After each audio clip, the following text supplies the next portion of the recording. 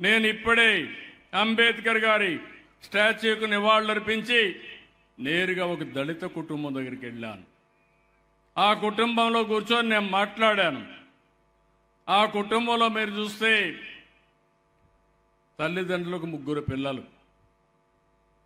ఆ 3లో 2కి పెళ్ళిళ్ళైనాయి. ఒకరికి కొద్దిగా వినికిడి తక్కువ ఉంది కాబట్టి ఆయన ఇంకా పెళ్లి చేసుకోలేదు.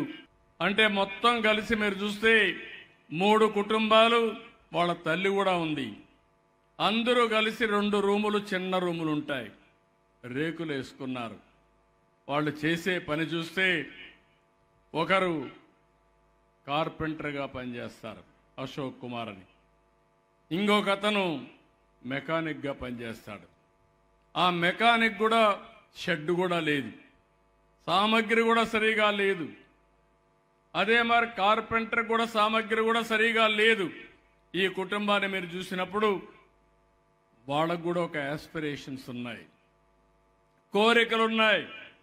కానీ వాళ్ళు చూస్తే చాలా, ఆ ఇల్లు చూసినప్పుడు నాకు చాలా బాధేస్తుంది.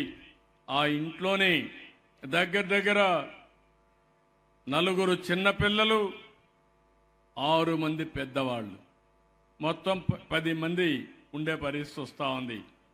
నేను అందుకే వారికి ఒక దారి చూపించడానికి నేనేదో ఇక్కడుండి మాట్లాడితే అర్థం కాదు.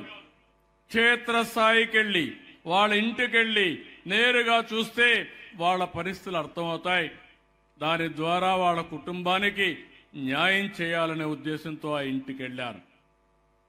అలాంటి పరిస్థితిలో పుట్టిన ఆలోచనే ఈరోజు P4.